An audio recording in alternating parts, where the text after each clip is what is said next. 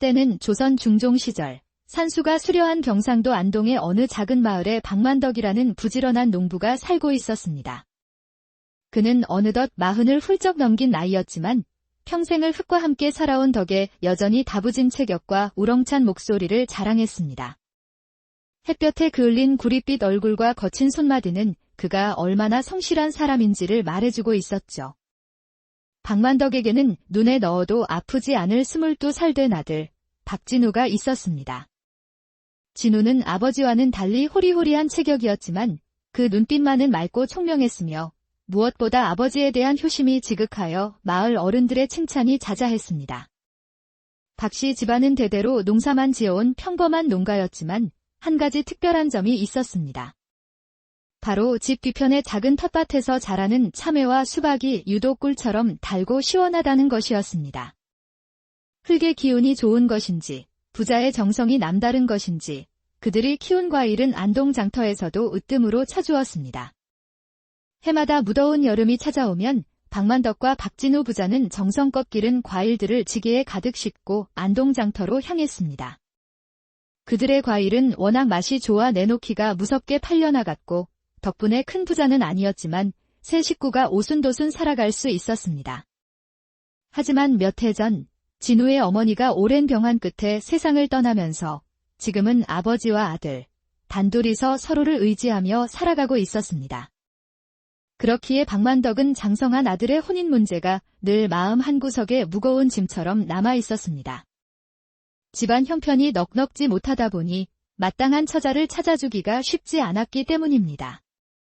유난히 볕이 따갑던 어느 여름날이었습니다. 박만덕과 박진우는 동이 트기도 전에 일어나 뒷밭에 참외와 수박을 따느라 분주했습니다. 쨍쨍 내리쬐는 햇살 아래 등줄기에서는 땀이 비 오듯 흘렀지만 부자는 탐스럽게 익은 과일들을 보며 힘든 줄도 몰랐습니다. 얼마 지나지 않아 2개의 지게가 노랗고 푸른 과일들로 산처럼 쌓였습니다.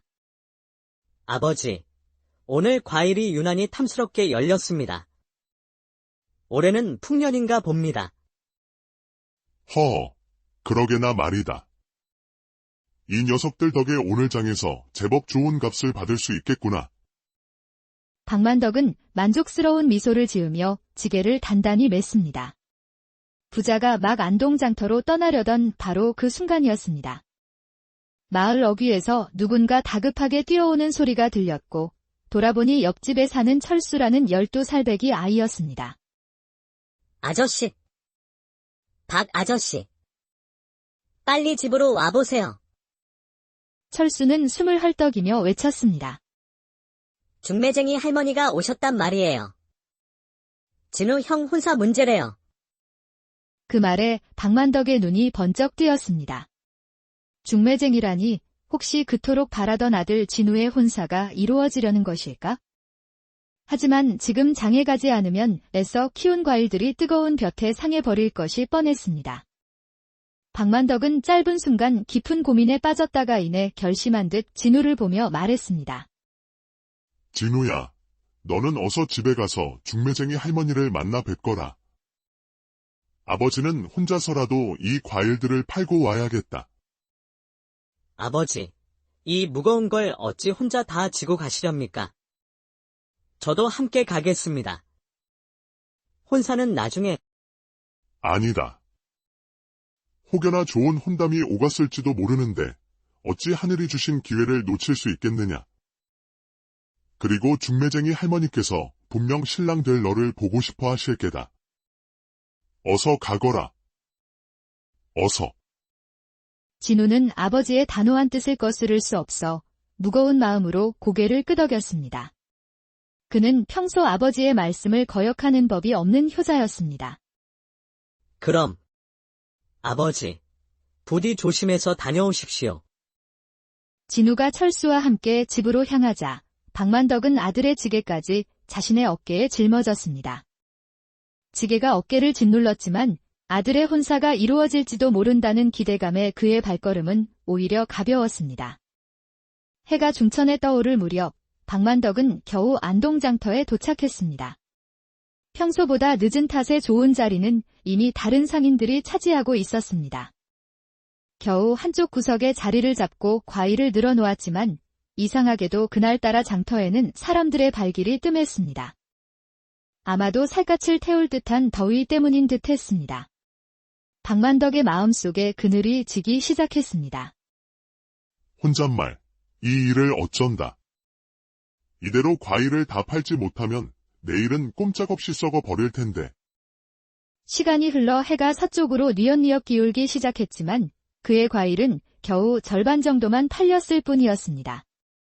다른 상인들은 하나둘 짐을 싸서 집으로 돌아가기 시작했고 박만덕의 마음은 점점 조급해졌습니다. 영감, 이 참외 하나에 얼마요? 아이고, 어서 오시오. 한 개에 10푼입니다. 맛은 내가 보장하지요.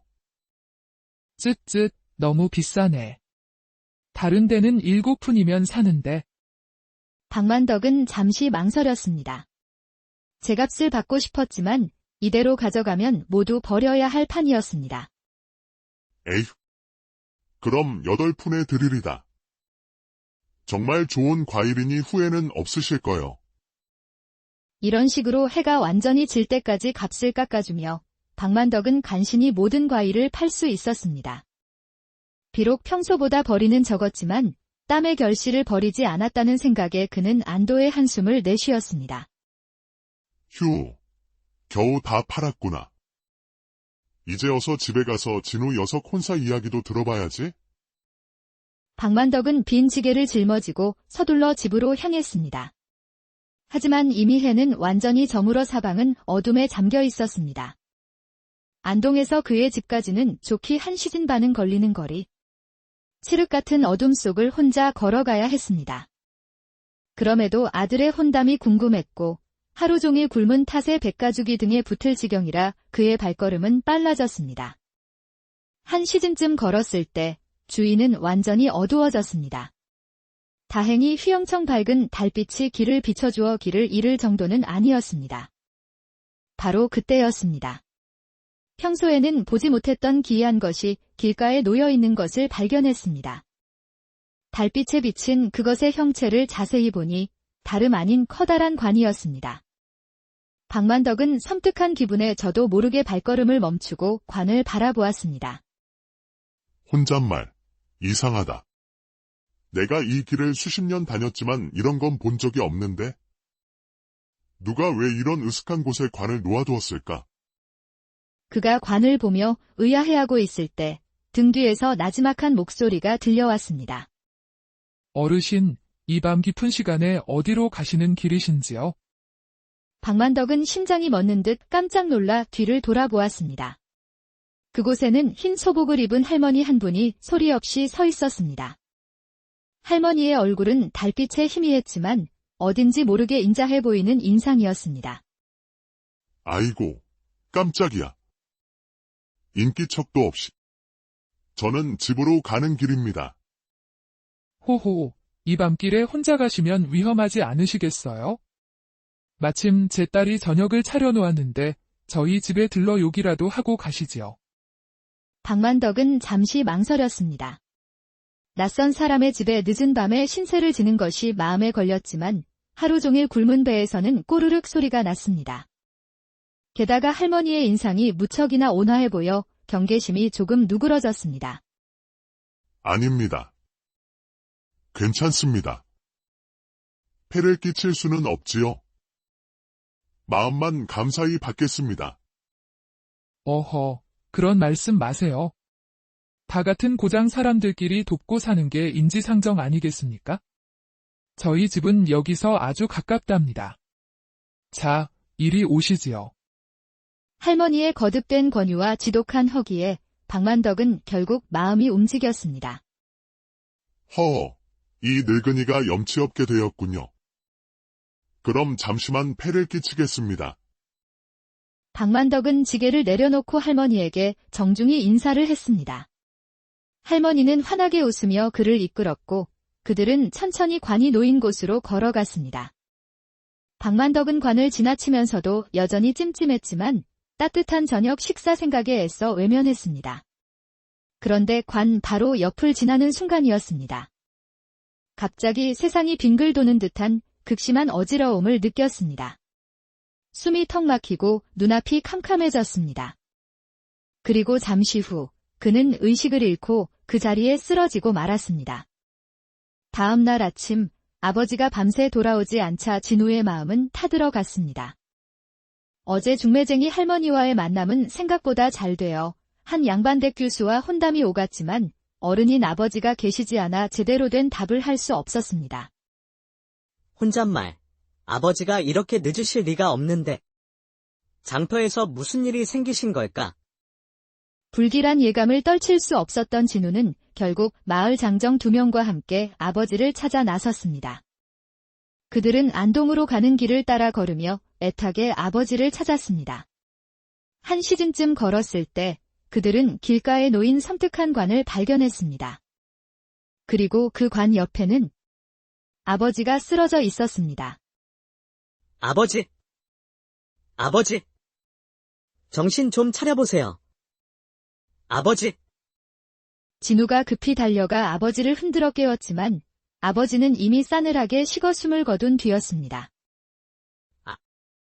아버지! 아버지! 진우의 절규가 텅 빈 길가에 메아리 쳤지만 아버지는 아무 대답이 없었습니다. 마을 사람들의 도움으로 박만덕은 마을 뒷산 양지 바른 곳에 묻혔습니다. 아버지의 갑작스러운 죽음에 진우는 하늘이 무너지는 듯한 슬픔에 빠졌습니다. 하지만 슬퍼할 겨를도 없이 그는 이제 혼자서 모든 것을 책임져야 했습니다. 혼담은 자연스레 없던 일이 되었고 그는 묵묵히 아버지의 일을 이어받았습니다. 몇 달이 흘렀습니다. 길가의 관은 여전히 그 자리에 흉물스럽게 놓여 있었습니다. 진우는 장에 갈 때마다 그 관을 지나쳐야 했고 그때마다 아버지의 마지막 모습이 떠올라 가슴이 미어졌습니다. 그러던 어느 날 진우는 또다시 지게에 과일을 가득 싣고 장터로 향했습니다. 그날은 장에 사람이 많아 해가 질 무렵에야 겨우 모든 과일을 팔 수 있었습니다. 쌀쌀해진 날씨에 옷깃을 여미며 집으로 향하던 중 그 관이 놓인 곳에 가까워졌을 때였습니다. 앞에서 흰 소복을 입은 할머니 한 분이 걸어오는 것이 보였습니다. 진우는 무심코 지나치려 했지만 할머니가 그에게 다가와 말을 걸었습니다. 젊은이, 일이 급하게 어디로 가는 길이신가? 예, 할머니. 장에서 일을 마치고 집으로 돌아가는 길입니다. 허허, 내가 젊은이를 보니 심성이 참으로 곱고 효심이 지극해 보이는구려. 마침 내게 18살 된 딸이 하나 있는데 아직 혼처를 정하지 못했다네. 젊은이 같은 사람이라면 내 귀한 딸을 맡겨도 좋겠는데 우리 딸과 혼인할 생각은 없는가? 진우는 너무나 갑작스러운 말에 깜짝 놀랐습니다. 할머니, 초면에 어찌 그런 말씀을. 저희는 오늘 처음 뵙는 사이가 아닙니까? 아, 젊은이, 나는 자네의 아버지 박만덕 영감을 잘 알고 있네. 우리는 오랜 친구 사이였지? 그러니 걱정 일랑 붙들어 매시게. 진우는 더욱 놀랐습니다. 할머니가 돌아가신 아버지의 이름을 정확히 알고 있었기 때문입니다. 정말. 저희 아버지를 아십니까? 물론이고 말고. 실은 오래전에 자네 아버지와 자네와 우리 딸의 혼사에 대해 이야기를 나눈 적도 있었다네. 허나 얼마 전 자네 부친께 굳은 일이 생겨 그만. 참으로 안타까운 일이었지? 할머니의 말에 진우는 조금씩 마음을 열기 시작했습니다. 아버지의 일까지 자세히 알고 있다는 것이 그의 경계심을 허물었습니다. 그렇군. 하지만 저희 집은 지금 상중이라 혼인을 올릴 형편. 그런 것은 염려 말게. 오히려 그래서 더욱 우리 딸을 자네에게 보내고 싶은 걸세? 자네 부친과의 인연도 있고 하니 말이야. 자, 우리 딸을 한번 만나보지 않겠나? 진우는 마음이 흔들렸습니다. 혼자 사는 것이 외롭고 힘들었던 데다 할머니의 인품이 너무나 선량해 보였기 때문입니다. 그럼 잠깐만 뵙도록 하겠습니다.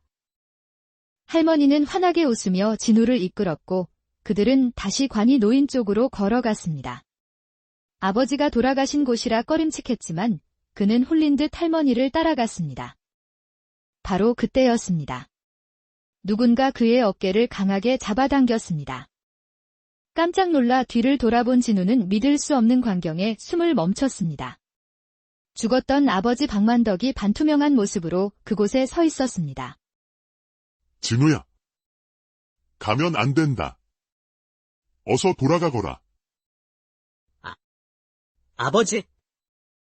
아버지가 어찌하여 여기에? 지금은 설명할 시간이 없다. 저 할미는 사람이 아니다. 나도 저 할미에게 속아 목숨을 잃었다. 어서 저 관을 없애야 한다. 도사를 찾아가거라. 아버지의 모습은 말을 마치자마자 연기처럼 스르르 사라져 버렸습니다. 진우는 너무 놀라 잠시 멍하니 서 있다가 급히 앞을 보았습니다. 할머니가 관 옆에서 기이한 미소를 지으며 그를 바라보고 있었습니다. 그제야 모든 것이 이해되었습니다. 아버지가 왜 이곳에서 돌아가셨는지, 그리고 지금 자신이 어떤 위험에 처했는지 말입니다. 진우는 재빨리 지게를 내려놓고 지게를 묶었던 끈을 풀어 몽둥이처럼 움켜쥐었습니다. 그리고 할머니의 등 뒤로 다가가 힘껏 내리쳤습니다. 하지만 몽둥이가 할머니에게 닿기 직전 할머니의 모습이 연기처럼 사라져 버렸습니다. 헉.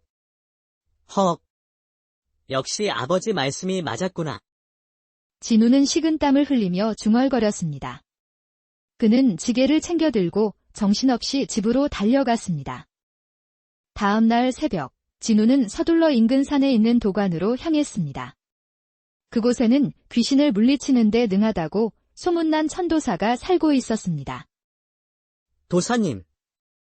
큰일이 생겼습니다. 제발 저를 좀 도와주십시오. 진우는 숨을 헐떡이며 간밤에 있었던 기이한 일을 모두 털어놓았습니다. 이야기를 듣는 천도사의 표정이 점점 심각해졌습니다. 악한 귀신이 원한을 품고 사람을 해치고 있구나. 그 관이 어디에 있는지 나를 안내해 주겠느냐? 천도사와 진우는 함께 관이 놓인 곳으로 향했습니다.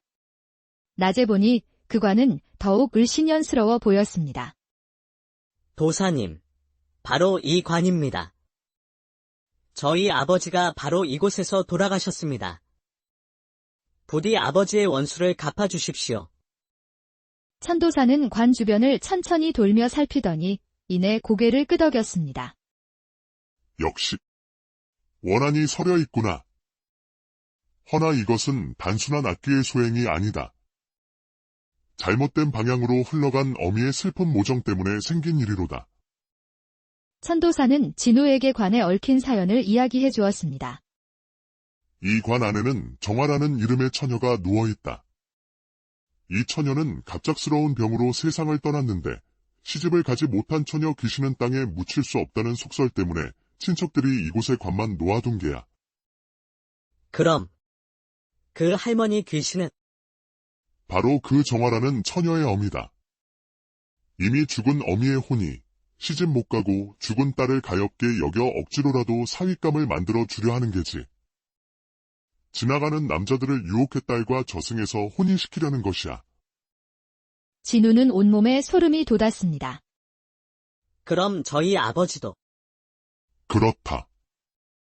내 아버지도 그 어미 귀신에게 속아 관 가까이 갔다가 그 끔찍한 본 모습을 보고 너무 놀라 혼이 나가 목숨을 잃은 것이다. 어젯밤에는 내 아버지의 혼이 나타나 너를 구해준 게야. 진우는 천도사 앞에 무릎을 꿇었습니다. 도사님, 부디 이 일을 해결해 주십시오. 더 이상 무고한 희생자가 나오지 않도록 도와주십시오. 걱정하지 마라. 내가 해결해 주겠다. 다만 관 안의 처녀는 죄가 없는 불쌍한 혼인이 좋은 곳으로 보내주고 악한 일을 저지른 어미 귀신만 벌을 주도록 하겠다. 천도사는 관 주변에서 복잡한 의식을 시작했습니다. 주문을 외우고 부적을 태우자 관 주변에서 기이한 바람이 불기 시작했습니다. 한참 후 의식이 끝나자 천도사가 안도의 한숨을 내쉬며 말했습니다. 이제 끝났다. 처녀의 혼은 좋은 곳으로 환생하도록 보내주었고 그 어미는 잘못을 뉘우치도록 삼생 동안 짐승으로 태어나 인간을 위해 일하는 벌을 내렸다. 이제 더는 화는 없을 것이다. 도사님, 정말 고맙습니다. 이 은혜는 평생 잊지 않겠습니다. 집으로 돌아온 진우는 며칠 후 마음이 바뀌어 그 관을 제대로 묻어주기로 했습니다. 비록 모르는 사람이지만 정화라는 처녀가 불쌍하게 여겨졌기 때문입니다. 그는 마을 사람들과 함께 관을 마을 뒷산 양지 바른 곳에 정중히 묻어주었습니다. 그로부터 보름쯤 지났을 때였습니다. 예전에 그 중매쟁이 할머니가 헐레벌떡 진우의 집을 찾아왔습니다. 진우야. 이게 웬 복이냐. 큰 기쁜 소식이 있다. 안동에 사는 장판석 댁따님인 연화 씨가 사흘 동안 의식을 잃고 있다가 깨어나더니 갑자기 너와 혼인하고 싶다고 한다는구나. 예. 저를 본 적도 없는 분이 어찌하여. 나도 그게 이상하다만 더 이상한 건 재물이고 뭐고 아무것도 필요 없이 그저 너와 혼인만 하고 싶다고 하신단다. 이런 좋은 기회가 어디 있겠느냐? 진우는 뭔가 이상했지만 어려운 형편에 이런 좋은 기회를 놓칠 수는 없었습니다. 그는 결국 혼인을 승낙했습니다. 며칠 후 진우와 연화의 혼인식이 조촐하게 치러졌습니다. 신부 연화는 정말 그림처럼 아름답고 마음씨도 고운 처녀였습니다. 진우는 꿈을 꾸는 것만 같았습니다. 혼인식이 끝나고 신방에 둘만 남게 되었을 때 연화가 조용히 입을 열었습니다.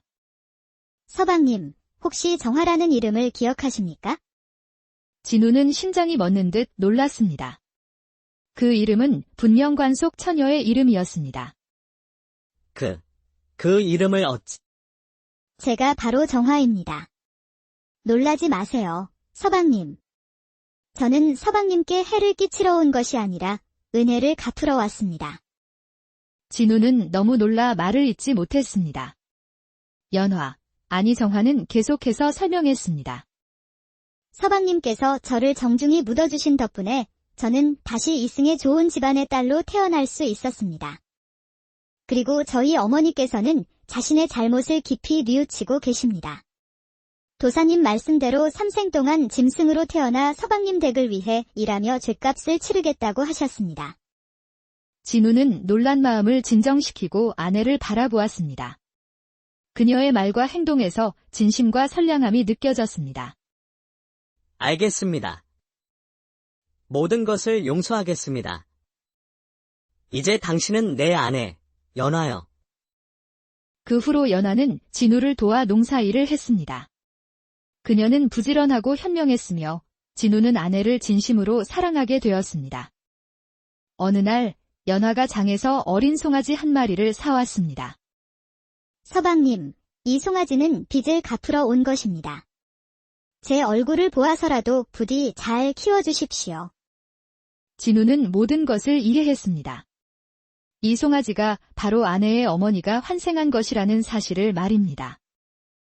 알겠소. 내가 정성을 다해 잘 키우겠소. 그 송아지는 정말 부지런하고 착했습니다. 불평 한마디 없이 묵묵히 밭을 갈았고 절대 게으름을 피우지 않았습니다. 어느 날 진우는 밭에서 땀 흘려 일하는 소를 바라보며 조용히 말했습니다. 선한 일을 하면 복이 따르고 악한 일을 하면 벌이 따르는 법, 하늘의 이치는 참으로 정확하구나. 부디 삼생의 벌이 끝나면 다시 착한 사람으로 태어나기를 바라오. 그 순간 밭을 갈던 소의 커다란 눈에서 눈물 한 방울이 뚝 떨어졌습니다. 그리고는 더욱 열심히 밭을 갈기 시작했습니다. 그 후로 진우와 연화는 예쁜 자녀들을 낳고 그 소와 함께 부지런히 일하며 마을에서 가장 부러워하는 행복한 가정을 이루고